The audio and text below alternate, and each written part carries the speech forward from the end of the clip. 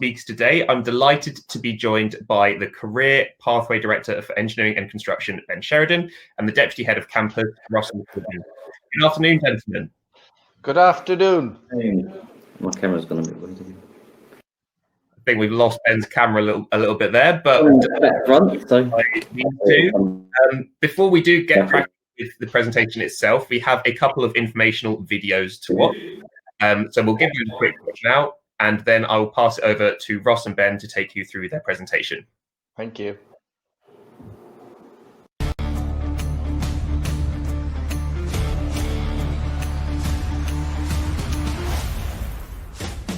The skills I've learned is definitely camera work, Adobe Premiere, Photoshop. The students come to us once a week and we prepare the food for the canteen, getting the students used to working in a real-life kitchen. I was lucky enough to get onto the multi-trades construction. I had all the help I needed in terms of getting my CV up to the level it needed to be. Working in the garage, get to know how it works inside the car. With tutors, give one-to-one tutoring so that you can know what you need to improve on. We learn different varieties of styles. Now we're working on a musical. The whole company comes together and we all show what we've learned. We place huge emphasis on ensuring that our students are career ready. We look forward to welcoming you to become part of our success story.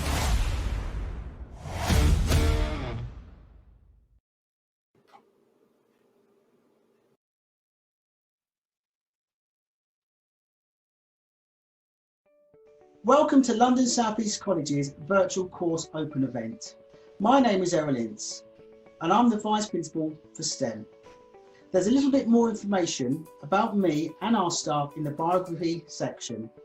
We currently deliver training in engineering and construction at 4 sites, and we hope to have a 5th at our Aerospace Technical College at Biggin Hill in the very near future. Bromley is our largest campus, and we offer engineering, motor vehicle and construction courses including brickwork, carpentry, plumbing and electrical installation. Holly Hill and Kidbrooke are purely dedicated to construction and have some impressive and spacious industry standard workshops for brickwork, carpentry, plumbing, electrical installation and a range of specialist employability courses. At our Gwynedd campus, we have a smaller motor vehicle section offering foundation and intermediate courses. All of our teachers are fully skilled and qualified in their subjects and have a wealth of knowledge and experience that they use in their lessons to ensure that students learn the essential skills they need to secure long-term employment within the industry. This includes English and Maths and related work experience. We also have a dedicated additional learning support tutors who provide specialist one-to-one support. I do hope you find the presentations informative and you will have the opportunity to ask questions at the end. Thank you and enjoy the live talk. Great,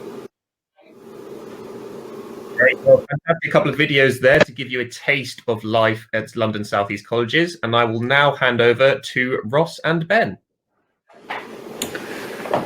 Good afternoon and welcome to our presentation virtually for plumbing and electrical installation across London South East Colleges. Today we're going to go through a short PowerPoint detailing the course structure, our wider scope, employability, and all the skills that you're going to learn whilst you're with us, as well as tell you about our campus locations and give you an opportunity to ask questions at the end. So, should we kick off, Matt?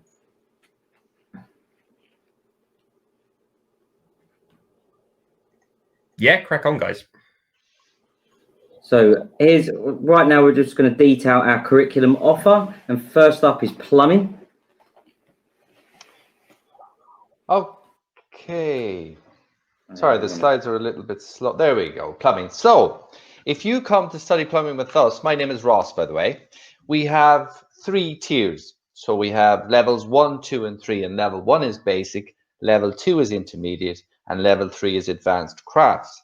So if you've never been involved with any sort of tools, or you don't know a lot about power tools and what tool does this, what does that, level 1 is probably the place for you to start. So you get an introduction to tools, you get introduction to the construction industry, so who the various people are. So you go from your customer your architect, your clerk of works, all the way down to ourselves at the bottom who are going to be apprentices as you work your way up through the career ladder.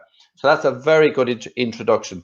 And in terms of practical skills, you learn how to bend some pipe, you understand the properties of the materials you're dealing with, you learn how to solder. From a theory point of view, you learn about the properties of water. Because being a plumber is a bit like being a pipe doctor, if you will. You cannot diagnose a problem unless you understand it. So that's a very basic side of it. Even though it can be challenging, it's not particularly easy, but it is enough there to challenge you to move forward and look on to the next level, which of course is our intermediate. So in the intermediate side, we start to introduce electricity, because electricians or electricity and plumbing go hand in hand.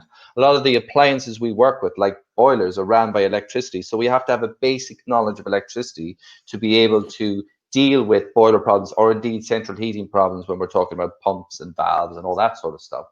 You'd now move on to scientific principles at that stage, and we learn about things like relative density and how water might expand by 4% up to 100 degrees Celsius. And the thing about that is, if I have a central heating system that has 100 liters and it expands by a further 4 liters in that 4%, how do I stop it from bursting joints and things like that? So you learn all about that kind of stuff.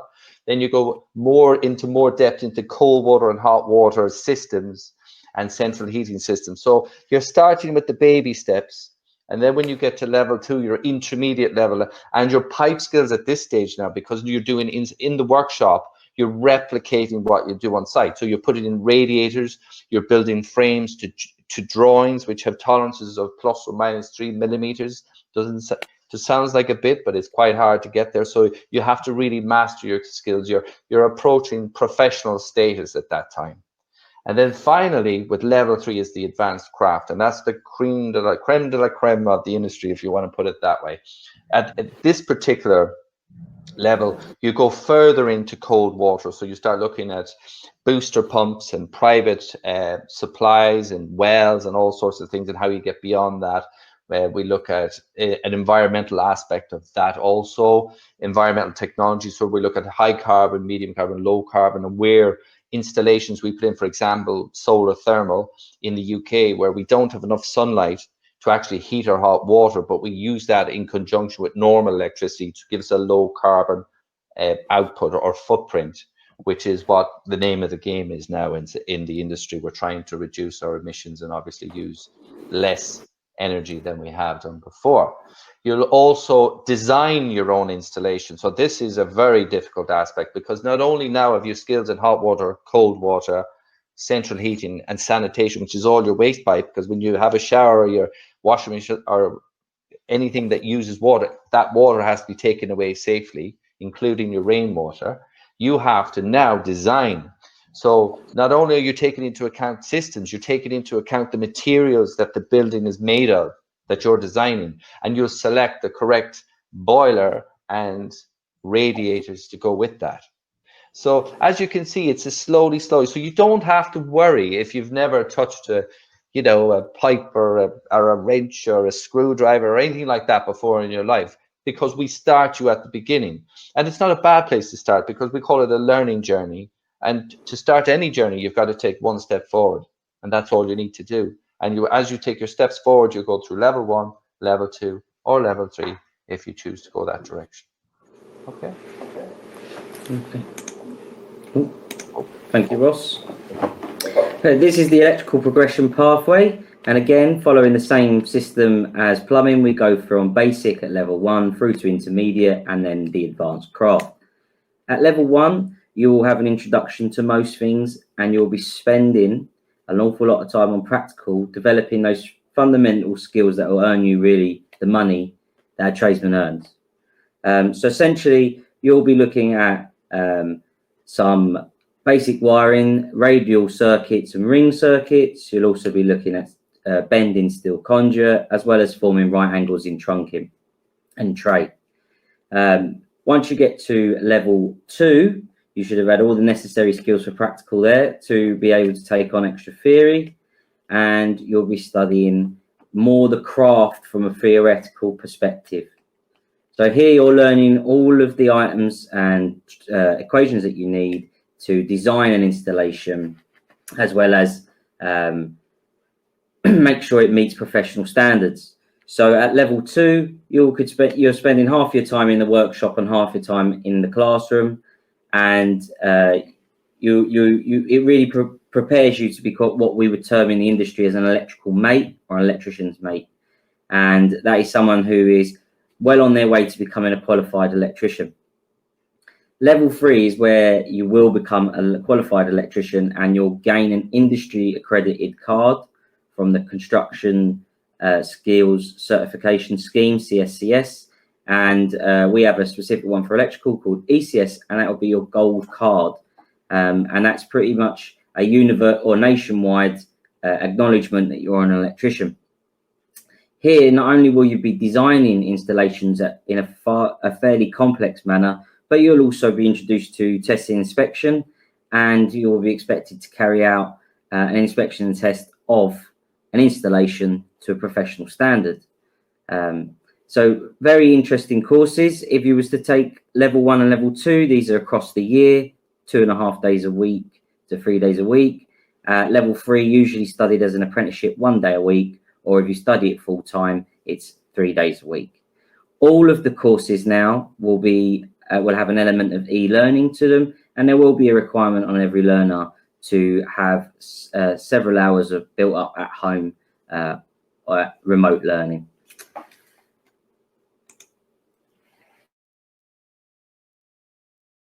Expectations. Sorry. So employer-led expectations. What does that mean? It means that we go out and ask employers, what should we do to teach you? That's not what it's about at all. What we do is we have our finger on the pulse. We know what jobs you're going to have to do when you go out into industry, because there's no point in us teaching something that's not going to get you a job.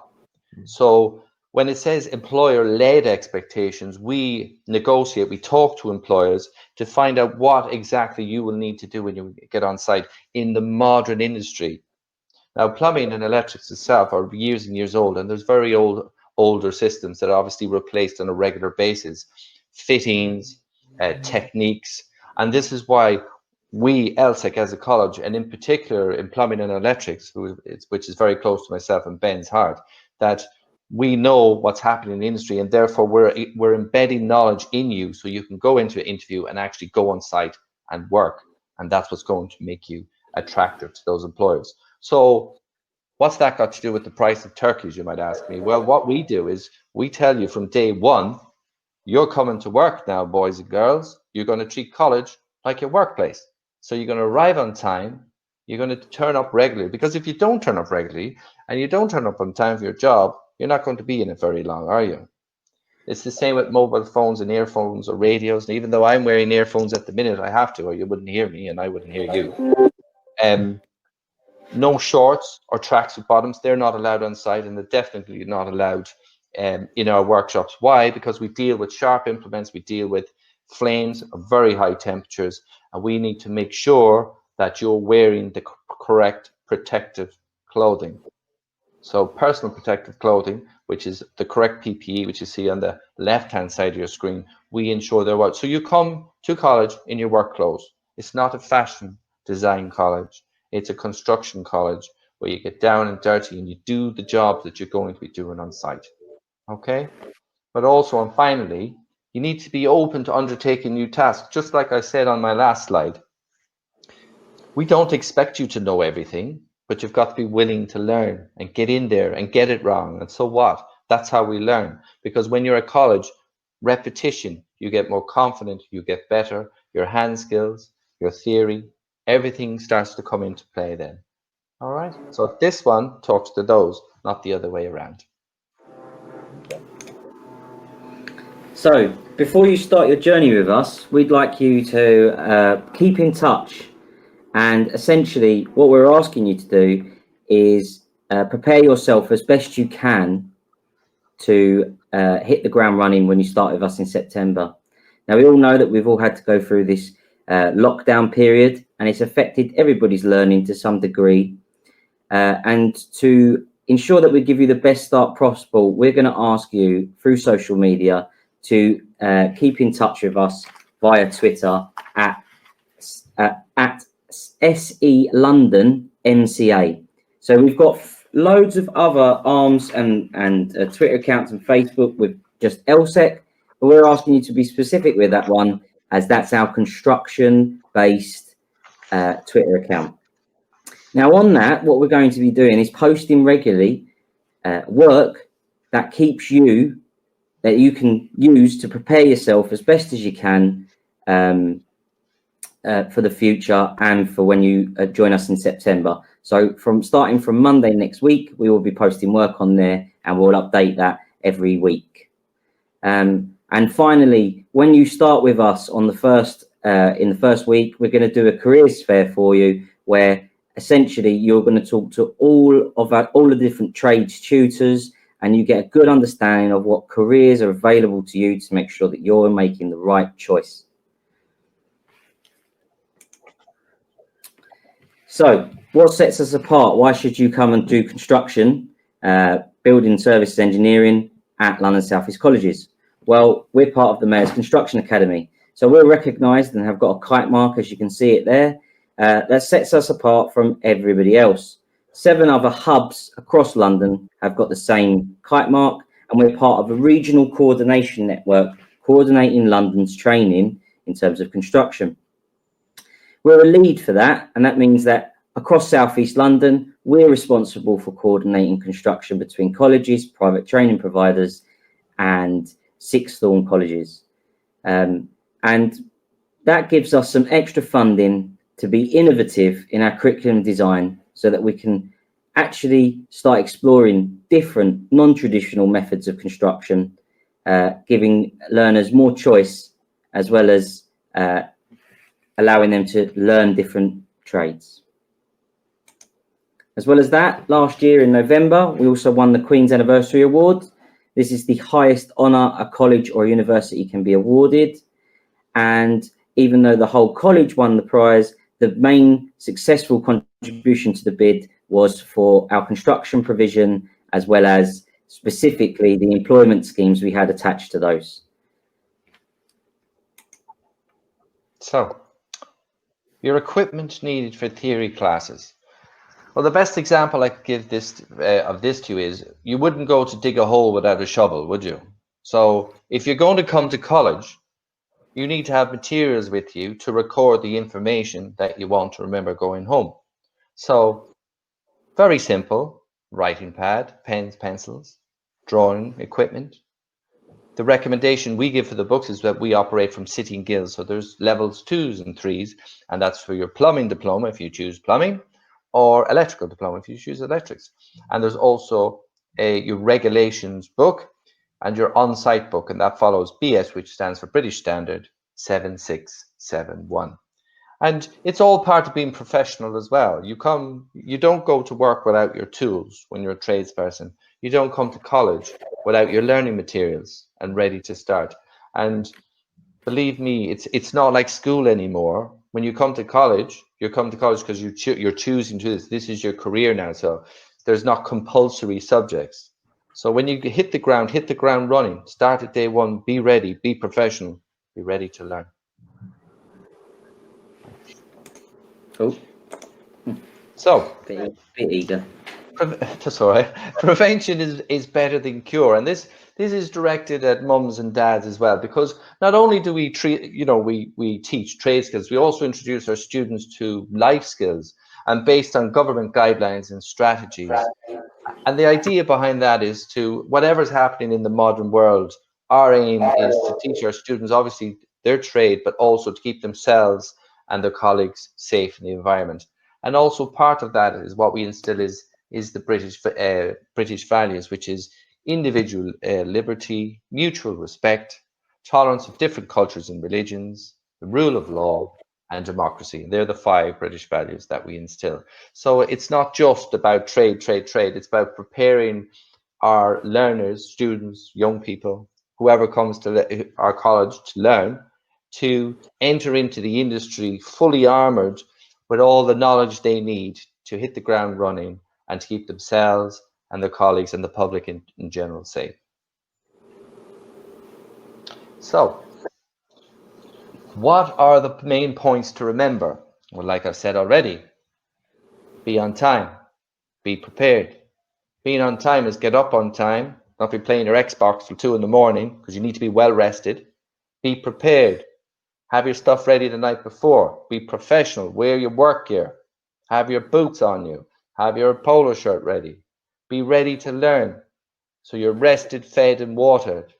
You have your ID badge. And the ID badge, we're very hot on ID badges in LSAC. And the reason for that is because we've got so many people moving in and out of the college.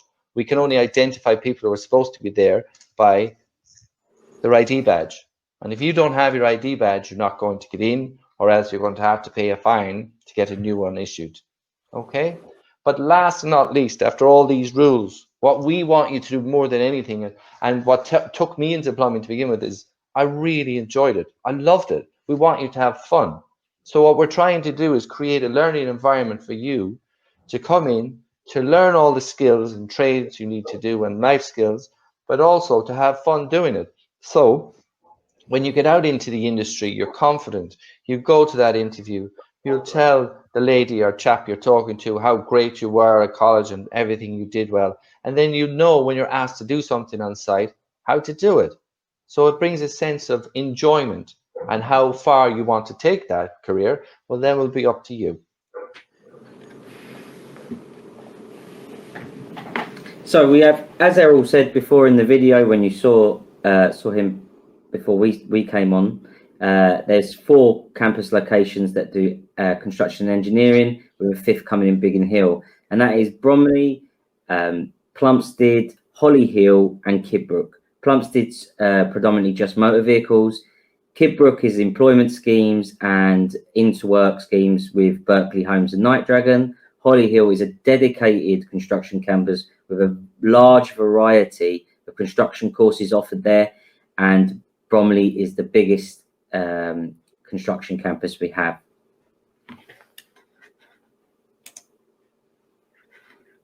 English and maths, that's back to me again. And I don't mean to be so repetitive, but I cannot emphasize how important English and maths are. And I know some of you are sitting there going, oh no, English and maths, I thought I was getting away from that.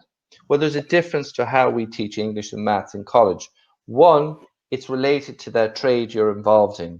And how do I know English and maths is so important? I ran my own business. And I can tell you that if you don't have a good command of English and maths, then you're going to struggle to survive. So why? English, communication, verbal, using your mouth. How do I explain to a customer what the problem is, and how can I instill confidence in me, in him, in me, to pay me to fix that job? Second, quoting, written English. If I'm sending in a quote for £6,000 or £7,000, which is a lot of money, and I want somebody to part with that money to pay me, then my English needs to be correct. It doesn't have to be anything, flowery and fantastical. It just has to be plain, straight, and to the point. So grammar and spelling is important. But finally, maths, and speaking about the same thing, a quotation is a legally binding document. So for example, if I do my adding up and it's incorrect and I'm £1,500 or £2,000 out, where I should have charged £2,000 more, I can't retrieve that money from the customer, and he can enforce me to finish that job. So English and maths are very, very important in the trades you're doing. And maths in particular in plumbing and electrics, there's quite a lot of calculations in electrics and also in plumbing, but it's measuring, it's getting things right, it's being the best that you can be. Employability. So we've touched on this throughout the whole of this PowerPoint. Its themes and been throughout it. But essentially, coming to college, what's the main purpose of coming to college? And this is how we summarize that. The main purpose of you coming to college is so you can be equipped with the skills, behaviors, and training that you need to have a successful career and long-term employment. So that is why you should be choosing to come to college. I want to come to college to gain a career and have long-term employment. And finally, just to share with you our college values, which are personal to all of us here, and how we were all expected to carry out our day-to-day routines. one of which is stand out. We have our STARS values, and they stand for stand out, teamwork, accountability, respectfulness, and striving. And if you live by those, you definitely will meet successful criteria. And that ends our PowerPoint. Fantastic. Thank you so much, Ben and Ross. Some great information there and some even better analogies from Ross there as well. Let's jump into some of our questions. So as Ben and Ross have been presenting, we've had some of our viewers drop in with their questions. Let's kick things off with a question about the ability to specialize. So somebody asks, do we study everything or can we specialize quite early on? Yeah. Well, that applies. Do you want to take that, Ben? Okay. Well, that applies to all subjects and all trades, because you must learn the basics. And if you equate it to building a house, that foundation has got to be solid and strong. So you learn about everything to begin with, and you learn about the bulk trade, about plumbing or electrics itself. And then as you move and become qualified, people move into niche areas after that. But learning to be a gas engineer from the outset would never work as a plumber. Why? Because I need to have a knowledge of plumbing, water, central heating systems myself, be able to fit them, because every single job, in fact, probably 99 out of 100 are not necessarily related to a boiler. So you're not going to do very well in life. You absolutely need those bases. And just to touch on that as well, if you are really interested in a subject specialism, then part of your program here will be a career advantage scheme where we work to equip you with some additional skills to sort of set you apart as a learner leaving college from London South East colleges. And you'll be more than supported in following that specialism and replacing that career advantage project with your specialism. So, for instance, researching your specialism and gaining extra knowledge into that. So we would more than support that if that was the route you wanted to take. Fantastic. So, obviously, as Ross touched on, it's super important to have those basics down first and foremost. But obviously, it sounds like there is also a great opportunity to specialize in certain areas as well. So that's fantastic. We have a question regarding evening courses, and Ben's there just showing the Twitter. I'll do it again in a minute. Yeah.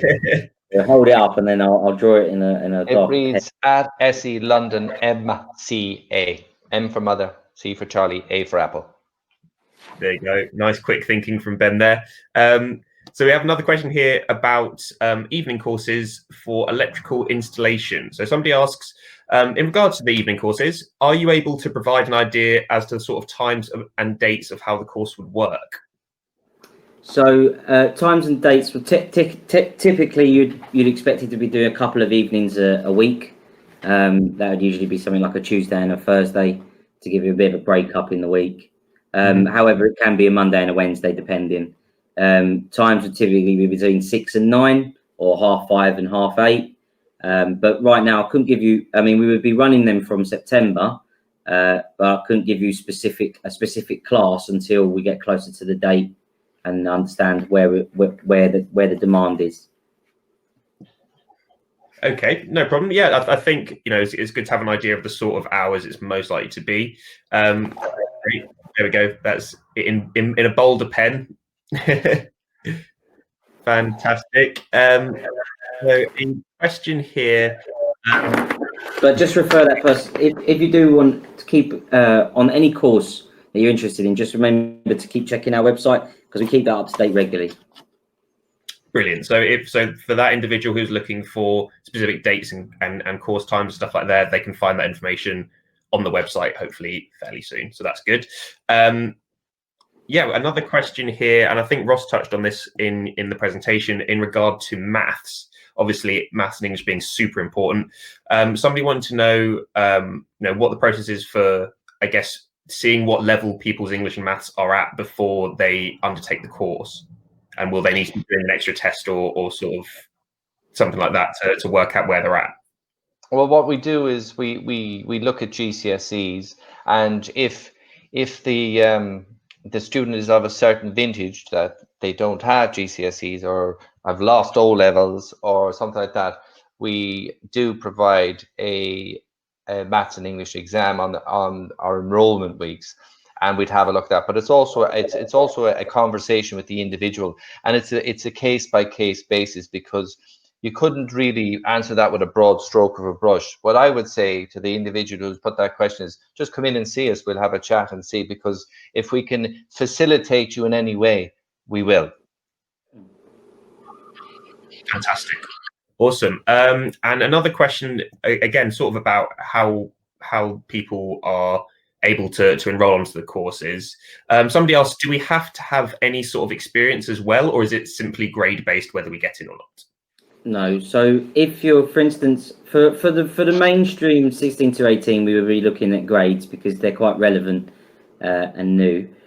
If you're an older learner, and I've seen another question here, is at 34 with no experience in electrics, that would depend on your personal experience. The electrical level 2, even though it doesn't, we have these level 1s, level 2. Level 2 is difficult. It's not an easy course. It's not something you could walk into and just pass. It's a difficult course, and it's the same in plumbing. I mean, in plumbing you have an exam every month, so it shows you how difficult that could be if you had no prior knowledge. So that would form a conversation at enrolment around what prior experiences you have had. Yeah. So we would look to what other areas we could look at in your sort of journey, and then work out, can we use that as sort of a prior experience or prior knowledge. But it's case by case. Excellent. So obviously any experience is going to be a massive help. But for people watching and maybe unsure about or a bit maybe unconfident, it's not the be all and end all. No. If it's the right candidate, then we'll find a way to get you in. Sort of. The thing is, I mean, command of English and maths, a relatively basic command of English and maths is required, but it's down to the amount of graft or work that individual is willing to put into it. So I've seen people come in who haven't been to school for 20 years and have no experience at all, and absolutely smash all their exams because they made it, the sun, moon and stars. They wanted it. And I think if you're at that stage in your life and you're 30 odd, bit older than me, not, but you want to make a change, then come to us. We do want to help you. And I got into trades fairly late in life as well, so I know exactly what it's like. I've ran my own business. I was a bit scared, but if you want something, go after it. Don't let anything stop you, and we will provide all the help we possibly can for you. Awesome. Great. So let's move on to another question about sort of dress code and stuff like that. So obviously, as you mentioned, Ross, there is a specific sort of dress code. Would you be able to give us a bit more information about what that is and whether that's going to be different to the dress code of the electrical students as well? All students are required to wear PPE. So there's a must is steel toe cap boots. Mm-hmm. It's an absolute must, because if people damage their feet, you're basically kicking right off your career for the rest of your life. So that's a must. Work trousers are a must, and a polo shirt is a must as well. And we have our own college polo shirts, which we discuss with students at enrollment, and they're reduced costs. But in terms of work clothes, it's no shorts, trainers, sliders, flip-flops. If you're going out to do a job on a wall or in construction, or to do something that's going to be dirty and you're dealing with chemicals or glues and things like that, what would you wear? What would you wear to keep yourself safe? And that's what we're doing, because health and safety is such a massive aspect of the industry, and we really put an awful lot of emphasis on it, because if you can't keep yourself safe, how can you keep anybody else safe? Yeah, absolutely. And I guess as well, it ties into the whole idea of having that professionalism as well. If you're turning up to do a job, you want to look the part as well and install that confidence in people that you look like you know what you're going to know what you're doing, and that, like you said, you're going to be safe while you do it, which is super important as well. Indeed, and it's a dirty job. You don't want to be wearing your diesel jeans that cost you a couple of $100 bob, as opposed to a pair of work trousers that might cost you 30 or 40 quid that you can get covered in all sorts of stuff. It also ties into like when we have employer boards with Berkeley Homes and Night Dragon on the Peninsula in North Greenwich. a lot of discussion has gone around, if you remove your PPE or you're not wearing the correct PPE, you'll get firstly issued with a yellow card, like the same system in football, and then a red card. And once you're in a red card, you can't work for them for 6 months. So if you're earning money and you get banned from someone like Berkeley Homes, who have an awful lot of projects across London, that could be really financially challenging to you. So you know, PPE is key, and becoming prepared is key. Absolutely. Fantastic. We have another electrical installation question. Somebody asks, regarding the electrical installation course, am I right in thinking that level 3 is equivalent of completing your NVQ? No, essentially.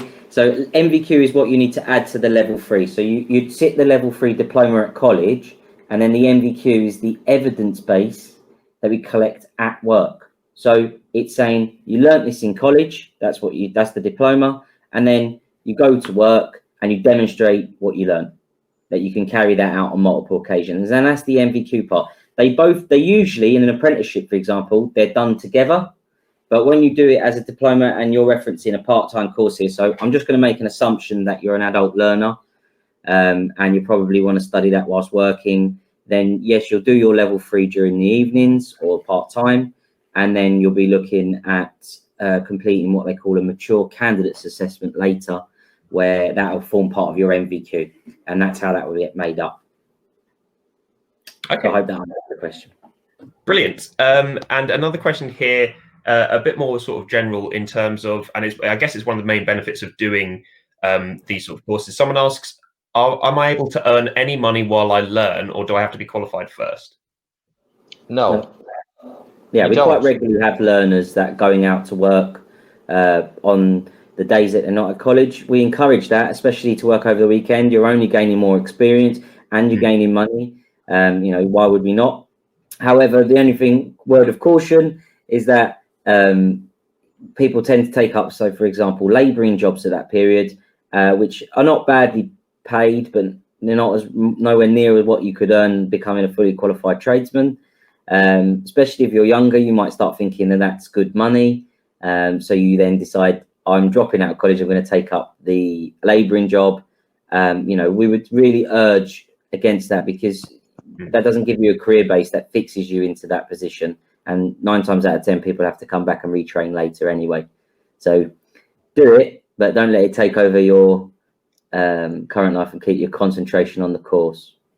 Absolutely. Yeah. I second that as well, because it's often the case, you know, especially the 16 to 18-year-olds, when, you know, they get a taste of what they wanted to do, and say it's brickwork and labor and that, but they're also young people, and it seems like a lot of money, but in the real world, when you move out and everything else, it wouldn't come anywhere near to meeting costs. Yeah. So when you're focused and when you're professional, the money you're earning laboring is just supporting you until you finish your main job, because the jump in money is huge. Yeah. It's absolutely huge, and that's what you have to remember. So mums and dads, if you're listening and they get a job, you have to tell them where the big money is, and they have to wait for a year or so. Okay? So yeah, by all means, maybe take advantage of the fact that you will have that time available to get a labour job or something, but definitely keep your eyes on the prize, guys. I think is the message. 100%. Excellent.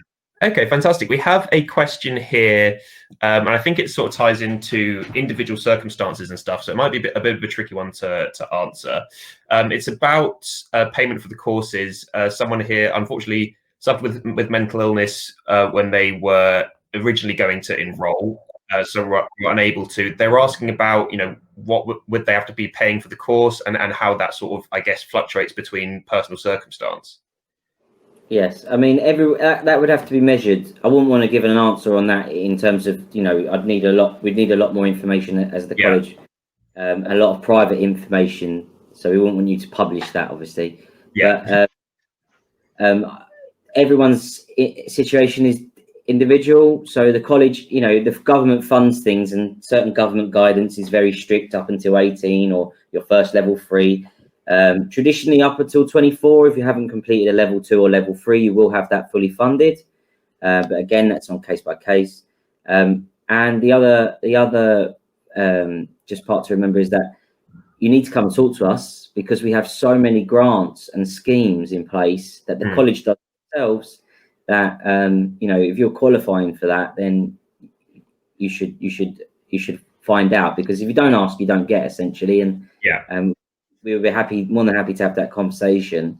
I'm not sure, Matt, if we could get that person's email towards the end of this, or outside of this conversation, and part to our student hub for them to get in touch with them and just explore some options with them. Absolutely. The first step is just to take the step forward. Come and see us, you know. And even if we can't facilitate something, that there's always a signpost of some description where we can send someone perhaps to get some assistance of some type, because we're not in the industry just to cut things down the middle and say yes or no. It's about helping people, and it's about helping everybody. So, you know, mature learners are just as important as youngsters. We try our best for everyone. Absolutely. So yeah, as you said, definitely worth getting in touch and talking about their personal circumstances. And can I just say, Matt, for that person specifically, because it'd probably be the easiest way to resolve that question, if you email studenthub@lsec.ac.uk, they can definitely give you your answer. Perfect. All right. Thank you so much for that, Ben.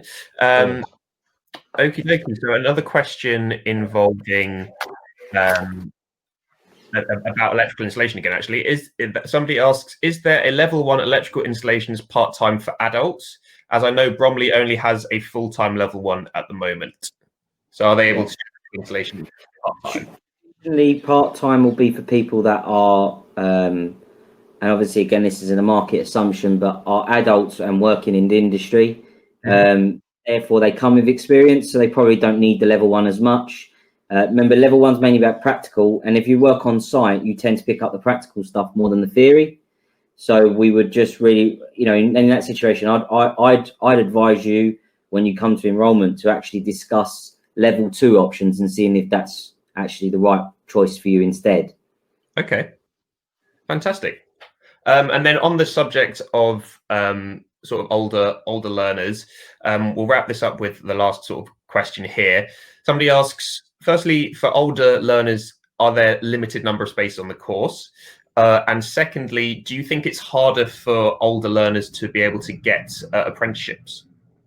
My answer to both would be no. I mean, my oldest apprentice I've ever taught was 63. So I'll be looking to retire around that age, but they were obviously starting their career in a new field. No, I think the main thing, in all fairness, is just, like we've said, we've drilled it all the way through this PowerPoint presentation.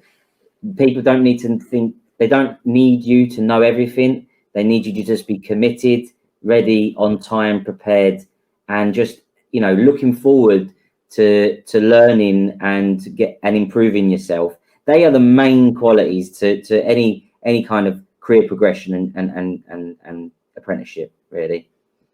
And just on the mature learner who asked that question, full time is not 5 days a week. It's generally 2.5 days a week. So, you know, we are teaching learners at the moment, and there's a lad there in particular. He's 36 years old. He has a family, and he's decided after 22 years to come back, and he's absolutely smashed a level 2 in plumbing. And he was really scared about the English and maths, but he put his heart and soul into it. He wasn't the greatest at the start, but he's certainly a trailblazer now. So that element of maturity, if you want something, really shines through too. So don't be scared. Just take the first step. And just to point out, obviously we haven't. I think Matt was talking about wrapping up now because we are on limited time. But if you do have questions, and I've seen this question come up a few more times about our Twitter, again, you know, if you're specific, you can contact LSEC through so many different avenues. But we are setting this up as our specific construction Twitter account. You're more than welcome to post a message to us there, and we'll try our best to sort it out. Perfect.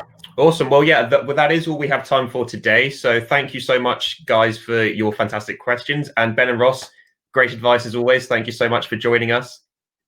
Thank you. Thank you. And we'll see you in September, hopefully, or August. Yeah, hopefully, indeed. Yeah. So we hope this talk has inspired you to want to study with London South East colleges.